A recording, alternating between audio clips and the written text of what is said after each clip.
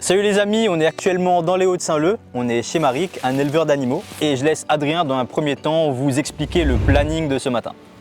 Donc là, comme Abel a dit, on est chez Maric, qui est éleveur, producteur et transformateur de ses propres produits, volailles, porcs, etc. Donc ce qui va se passer, c'est que dans un premier temps, on va aller explorer son laboratoire, voir comment il fait ses préparations, comment il prépare ses viandes, ses pâtés, etc. Ensuite, il va nous préparer un repas qu'il a gentiment fait avec ses produits. Et pour finir, l'après-midi, on va aller dans l'élevage, on va aller voir ses volailles, ses cochons et il va les nourrir.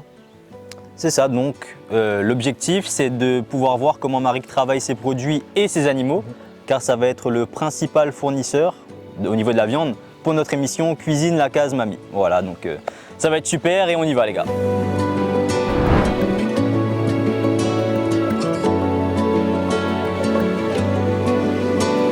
Là toi-même. Bienvenue à Zop, donc bienvenue chez moi.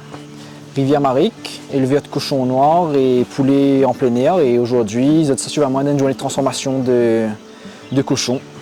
Parce que là, du coup, on a le fumoir professionnel. Donc on pendit la viande au-dessus avec le boucané, saucisse, il peut être coq fumé, canard fumé, etc.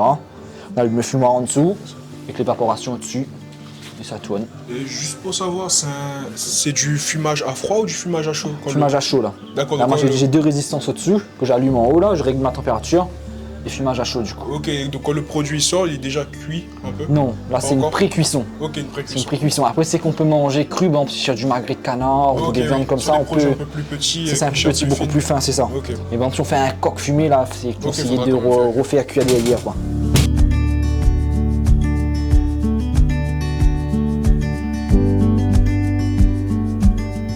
Ça c'est pour assommer la volaille. Tu mets la tête de la volaille ici. Tu as la bande là électrifiée, ça électrifie la volaille. Okay. Là tu assommes, tu pendis par les pattes ici. Le sang coule là-dedans après. Après on le met dans le bac échaudé là-dedans. Échaudé là-dedans pour tremper la volaille dans l'eau chaude. Ça passe plumeuse de volaille. Là c'est truc automatique. On en plume 3 en 40 secondes. Okay. Après on rependit ici là par le bec. Ici on met le cou là-dedans. On fait les finitions. Et après ça passe à côté éviscération et ça rentre en chambre froide. Pourquoi toi tu es dans cette démarche de élever tes animaux en plein air et pas faire forcément un élevage qui est plus intensif? J'ai voulu partir vers la qualité. Parce qu'aujourd'hui, en tant qu'agriculteur, si tu fais tout comme tout le monde, le marché est déjà pris, quoi. Il y a déjà des gars qui sont là depuis des années, et tu vas pas pouvoir leur faire concurrence, quoi. Donc maintenant, il faut pouvoir se démarquer, c'est ce qu'on est en vente directe. Donc si on propose la même chose que tout le monde, ça se vendra pas. Donc c'est mieux de partir vers un produit qualitatif où tu es sûr de pouvoir mieux vendre et mieux valoriser ton produit, quoi. On ne propose pas une viande classique, quoi. C'est que là, moi, après, je travaille sans conservateur, sans antibiotiques chez mes animaux. Donc ça reste, on propose une qualité de viande, quoi. On propose un produit de qualité. Donc on est sûr de pouvoir vendre comme ça, quoi. Tout le gras, tout le goût du cochon est dans le gras. Et là, tu as la joue de porc. Les gens connaissent la joue de bœuf. Et ça, c'est la joue de porc. C'est un morceau hyper tendre aussi, mais tu vois, t'as que deux petits morceaux comme ça, quoi. Donc tu fais pas un curry avec, quoi. C'est un morceau plus qualitatif. Ouais, ça c'est un morceau hyper noble, ça. Ouais. Tout se mange. Là-dedans, ouais, il y a tout, il y a que les petits cartilages du nez, cartilages des trucs qu'on ne mangera pas. Mais après, il y a tous les. Ça, c'est les petits morceaux. Quand je passe, t'as déjà mangé du fromage de tête? Non, pas du tout. Mais déjà, je sais même pas concrètement ce que c'est le fromage de tête pour pas te mentir. Le fromage de tête, c'est là, t'as la langue et t'as toute la tête du cochon. Ah, on met la langue aussi. Ouais, langue dedans aussi. Mais après, il se passe quoi? Là, ça va cuire. Après, on désosse tout. Et une fois que tout est désossé, on rebroie tout en petits morceaux fins, on assaisonne. Et après, vu qu'il y a tellement de gélatine là-dedans, c'est qu'il va gélifier et il va faire comme des petites tranches, coupées en tranches fines. Et ça se mange comme ça, quoi. Ça se mange avec. Traditionnellement, tu manges ça avec pain et achard, quoi. Okay. Là, du coup, dans la grosse marmite, on a la préparation pour le fromage de tête. C'est nous, on fait la qualité, et la qualité, c'est on est restreint en quantité, quoi. C'est que faire la quantité et la qualité, c'est pas possible. Enfin, c'est possible, mais il faut d'autres moyens, il faut autre chose.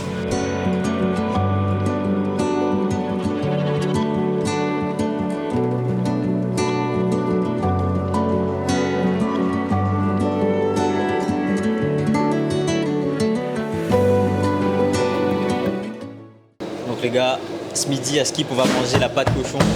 Ouais, c'est un truc, normalement, je suis pas fan du porc de base, Et la pâte cochon, du coup, j'ai jamais vraiment mangé le truc. Et ça va être un test. Du coup, Brice, c'est ça? Oui, c'est ça, ouais. M'a vu que tu pouvais fondre la graisse poulet. Ouais. Et Marie explique à moi que c'était pour faire rillettes, pâté de foie. Donc c'est quoi un peu la différence entre la rillette, le pâté de foie et le pâté de campagne? Parce que je te propose les trois apparemment. C'est ça. Donc la rillette, c'est 100% viande et nous fait cuire dans la graisse du coup de l'animal. Ok. Donc nous fait soit poulet, soit porc en fonction des disponibilités. Et après le pâté de campagne, c'est plus de viande que d'abat. Et le pâté de foie, c'est plus de foie du coup que de viande. Ok, d'accord. Donc au niveau des proportions, il varie, c'est ça? C'est ça. Donc après, forcément, un pâté de foie, comme le nom l'indique, il y a plus de foie dedans. Et après, pâté de campagne, c'est l'inverse, il y a plus de viande dedans. Ok, d'accord. Donc la rillette, c'est vraiment le produit pure viande, quoi. C'est ça, on a juste que de la cuit viande, cuit dans la après graisse. cuit dans la graisse, et après, on a les épices comme à chaque fois. Et après, le pâté, pareil, hein. Chacun y fait son assaisonnement comme il veut. Comment ça se fait qu'il y a autant de gras dans un poulet alors que moi, quand j'achète par exemple au supermarché, je trouve pas de gras dans le poulet? Parce que nous, comme nous, un élevage, nous en plein air, nous fait du fermier. Donc nous, on a fait le choix d'abattre les volailles à 5-6 mois d'âge. Ok. Donc comme les volailles sont quand même assez vieilles, ils ont le temps de bien grossir, donc ils ont le temps de faire le gras. Ok. Et comparativement à un poulet en supermarché, on va dire, eux, ils sont abattus à combien de temps? À peu près 30-45 jours. Donc une grosse différence. C'est ça, oui. Là, nous, on est plus sur 5-6 mois d'âge et eux, ils sont vers 1 mois et demi. Et mis à part la graisse, est-ce que ça induit d'autres propriétés? Peut-être la viande a plus de goût, quoi que ce soit? Oui, après nous, la viande, elle a plus de goût, elle tient mieux la cuisson. Ok. C'est pas comme, tu as le cliché que quand tu vas au supermarché, tu achètes une volaille, c'est une volaille de l'eau, ils fondent, il reste plus rien à la fin. Donc, La chair est ferme. c'est quoi. ça, nous la viande est ferme. Donc c'est un avantage et un inconvénient parce qu'il y a des gens, des fois, ils viennent avec nous, ils pensent qu'ils peuvent faire cuire ça comme la volaille de supermarché, alors que non, ça c'est une volaille qui peut faire cuire une bonne heure, 1h30 de temps, voire 2 heures de temps. C'est comme notre volaille pays ici à La Réunion. Hein. Ok. Une volaille pays, c'est une volaille ferme, il faut prendre le temps pour faire cuire. Les amis, on ressort du laboratoire et on va faire un tour voir les cochons noirs. C'est pas fait exprès, mais ça rime. Donc les amis, on avance un peu à l'aveuglette Viens voir, frère. et on va bien trouver des trucs. Il y a Adrien qui m'appelle là-bas et Marcel, donc on va y aller. Et je vous revois tout de suite. C'est aberrant la taille de la pâte cochon du train, gars. Jusqu'à tu tires un jarret avec ça, frère. Oh là là, le rôti pork. Contre un, comme ça, tu gagnes ou pas? Ça dépend, c'est quoi, en mode rugby? En mode sans armes, rien, toi contre lui, comme ça. Ah, sans Vrai armes. 1 contre 1, à la mort. Ça va être difficile, je vais pas te mentir. Tu peux flipper, regarde ça, il s'approche un peu trop. Ouais, je peux tout bien quoi, me mange pas la main, éventuellement. Moi aussi, je veux toucher. T'as un sacré nez quand même. Ça, on dirait vraiment du pinceau, frère. Et c'est là que là qu'on met dans le grain, en vrai, c'est pas très gros. Et il va manger ma main, c'est sûr.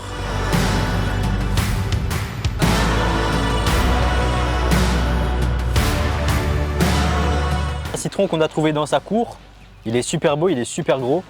Et ça a l'air bien meilleur que les citrons jaunes qu'on achète en supermarché. L'odeur sent incroyablement bon. Et ça pousse dans sa cour comme ça. Donc j'ai juste envie de goûter. Et mon parrain au tampon, il en a, qui ressemble. Il mange même avec la peau. Donc je sais pas si ceux-là on peut manger avec la peau, mais je vais essayer. Pas tout de suite. Hein. Bon les gars, ça c'est pour l'entertainment, hein. C'est pour vous qu'on fait ce contenu. Pour vous et personne d'autre. Je vais sortir quand même.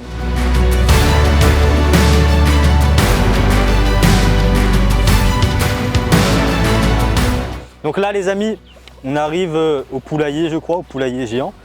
Il y a plein de poules, en dehors, en dedans. Il y a des poules partout quoi. C'est si pertinent ce que tu dis, Abel, j'aimerais vraiment travailler avec toi.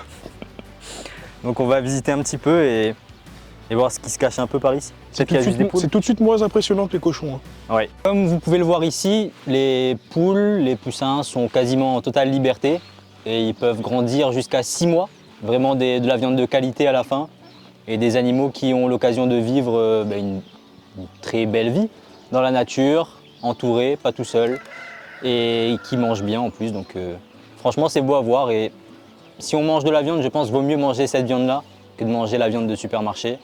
aussi bien pour les animaux que pour nous. Les véganes, après c'est vegan, oui c'est bien, c'est un mouvement aujourd'hui, il faut manger moins de viande, il faut manger... En fait, il faudrait plus aller vers un schéma comme toi en fait. C'est ça, c'est qualitatif. Un schéma qualitatif. Il faut manger en petite quantité, mais d'affaires. Quitte à manger moins de viande, quitte à manger moi, 2-3 moi, fois je mange dans pas la la viande semaine. tous les jours, tu vois, Ouais, je mange pas la viande tous les jours. Après c'est financièrement aussi, tu peux pas te permettre de manger de la viande tous les jours.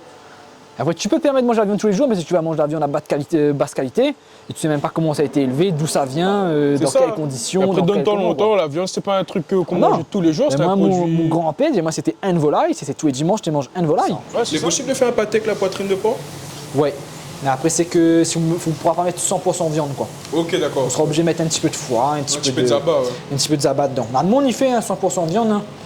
Mais nous c'est pour valoriser notre foie aussi. Ok. Que les abats ça n'a fait il vaut pas cher. Ouais, c'est Donc, sûr. on peut mettre de valoriser, on peut mettre ça comme ça. Si je veux faire du pâté chez moi, donc j'utilise selon les proportions que tu as citées. Et après, au moment de la cuisson, tu me conseilles de mettre mon foie comment? Mettre à 120, 130 degrés. Ok. Et après c'est que technique si tu veux voir à l'ancienne, c'est que tu fouilles un trou dedans, tu regardes. Si tu vois qu'il y a encore c'est sanguignolant, c'est que c'est pas cuit. Tu cuis. Après tu partes sur 1 heure, 1 heure et demie de cuisson. En chaleur tournante, donc classique. Ouais, chaleur tournante, classique. Est-ce que tu me conseilles de mettre de l'eau dans le four ou... Ouais, il faut mettre un peu d'eau parce qu'il faut que c'est une cuisson vapeur. Ouais, Il c'est faut ça. qu'il puisse pour pas assécher la viande. Ouais. Tu vois, là c'est un pâté classique comme ça. Là c'est joli comme ça.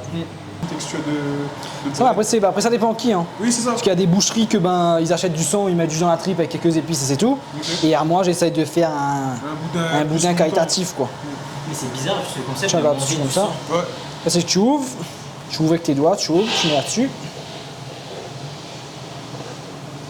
Il faut bien mettre partout. Hop, hop, hop, hop. Et maintenant, petit barquette. Voilà, dinguerie. Non mais du coup quand les gens achètent, ils achètent plus souvent boudin piment ou sans piment? Ça dépend. Créoles vont acheter boudin piment 100%. Et après, tu as les métros qui tentent, mais piment, ça passe pas trop, donc ils partent sur du boudin naturel. Après, il y en a qui tentent. Hein.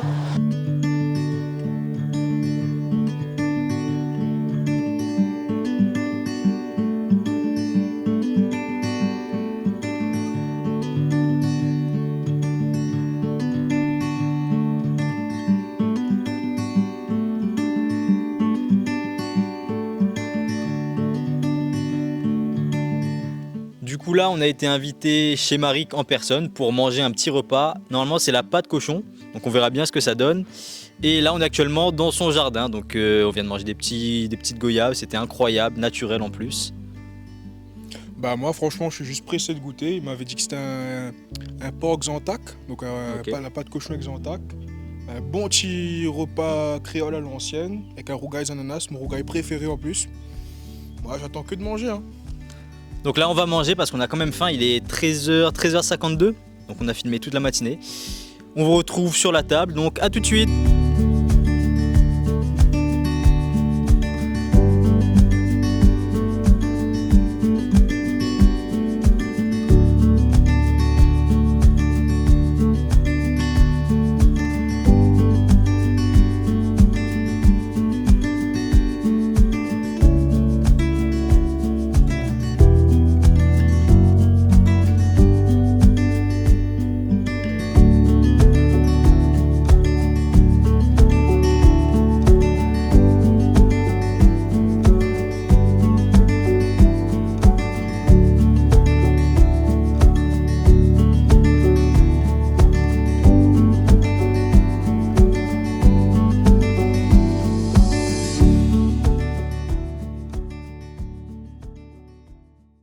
En vrai c'est bon. Hein.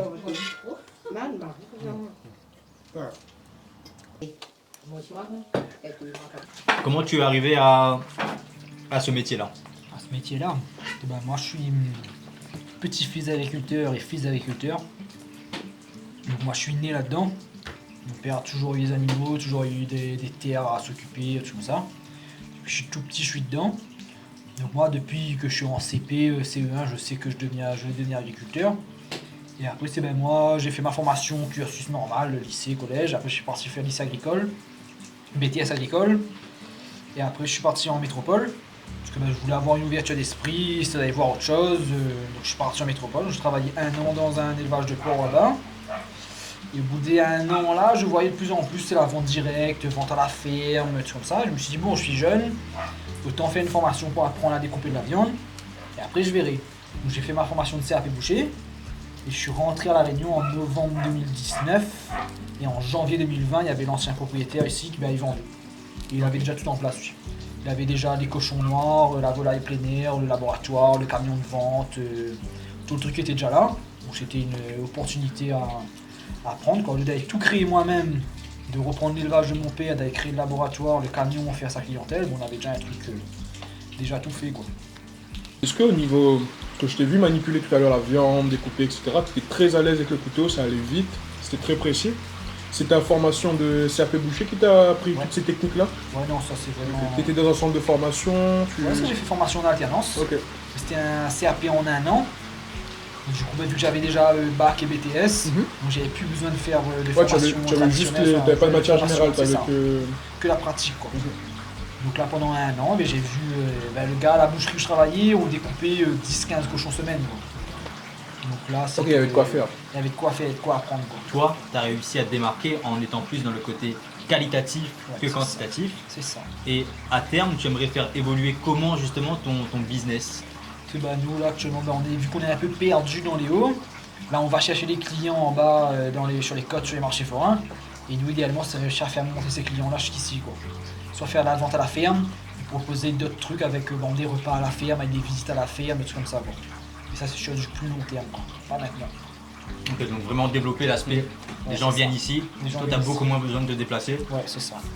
Donc, c'est pas une question de me déplacer parce que c'est pas loin, mais c'est juste c'est pour embrasser beaucoup plus de monde. Quoi. Et puis il y a, si j'ai plus à me déplacer, si j'ai pas à me déplacer, je peux rester ici, je peux rester à produire et je peux rester à vendre. C'est que tandis que quand je suis sur les marchés, mon élevage avance pas. Quoi. Ouais, c'est sûr. C'est que quand je suis dans le laboratoire, tout comme ça, c'est qu'il n'y a rien qui avance dehors. Quoi. Mais comme Adrien a dit, il y a du potentiel, vu la taille du terrain. La taille de l'exploitation, même ce qui nous entoure, moi j'ai l'impression, tu sais, quand on marchait, quand on allait vers le parc pool, j'ai l'impression que t'es dans un mini Sillaos où vraiment c'est petit contraste de montagne, le vent frais, c'est un contexte vraiment agréable. Parce que là, nous on est perdus. C'est ça. Petit chemin, vraiment, on est tranquille. Faut connaître quoi, c'est pas un endroit qu'on trouve par hasard. Là, on est toujours chez Maric, on a fini de manger, c'était un repas incroyable. La pâte cochon noir, on a vu l'animal mort, on l'a vu mort entier, on l'a vu vivant, on l'a vu dans la marmite, c'était incroyable. Rougail ananas, c'est mon rougail préféré, j'ai trop bien mangé, je suis content. Abel, qu'est-ce que t'en penses? Alors, j'avais peur au début, mais franchement, c'était une dinguerie, c'était très bon. En plus, on avait super faim. Et là, on finit la journée dans le petit brouillard des Hauts, la petite brume. Donc, ça veut dire qu'il est l'heure de rentrer. On a eu un super accueil chez Maric. On reviendra sûrement un jour. Et surtout qu'on le reverra parce que c'est notre fournisseur pour l'émission. Je n'ai rien à dire de plus, je pense. Toi non plus? Faut pas oublier qu'on a fini sur un petit plateau de fruits du jardin. Incroyable, les fruits du jardin. Goyavier, fruits de la passion, carambole. Donc on était Gucci, on nous a bien accueillis du début jusqu'à la fin. Et ça signe la fin de cette émission pour aujourd'hui. Donc merci à tous de nous avoir suivis. Et puis à la prochaine les gars. Ciao.